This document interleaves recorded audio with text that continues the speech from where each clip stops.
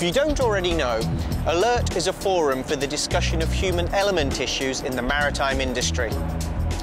And almost the starting point is the fact that a ship must be built and designed with the user and the operational task clearly in mind. Why? Because it makes sense.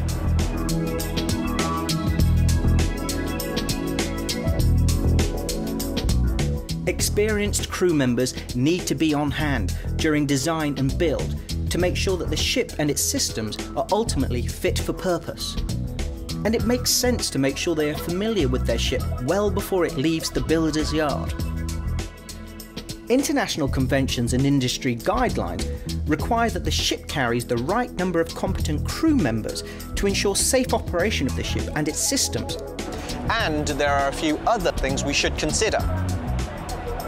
Making sure that people involved in the design, build, regulation and management of ships and their systems have a real understanding of the ways of the sea. That handbooks and operating instructions take into account the different nationalities, languages and cultures on board.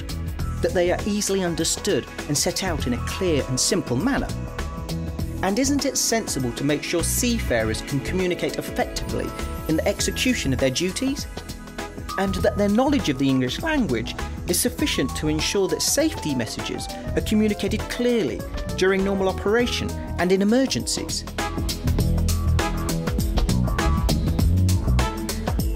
Increasingly these days, ship owners and operators need to invest in quality. And that doesn't just mean complying with international conventions.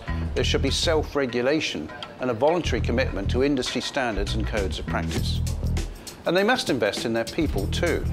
That means promoting the highest standards of education and training and a common spirit of professionalism, and providing a safe, happy, healthy working and living environment and fair terms of employment.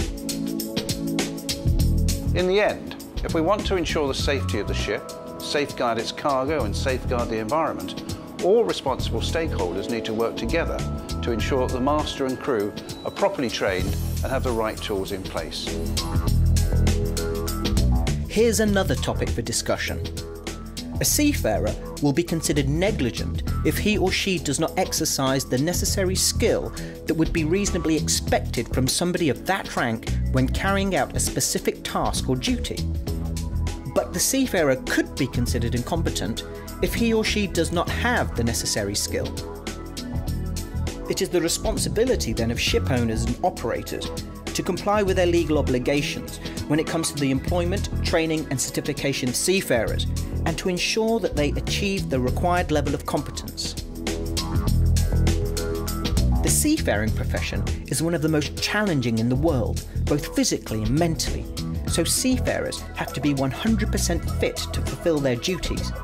To maintain that fitness, seafarers need a sound and healthy lifestyle, on board and ashore. If we want safer shipping, we need to recognise that welfare has a crucial part to play.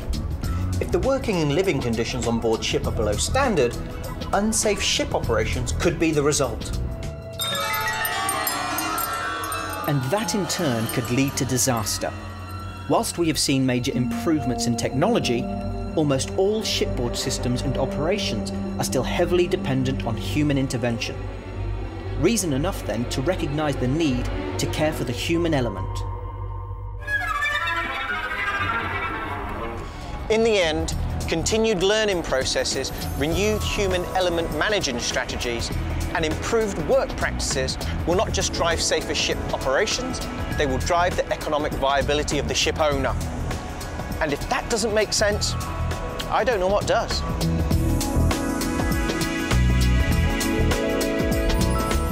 That's all for now. Visit the website if you want to look at this issue in more detail. You can read what other marine professionals from around the world have to say on the subject.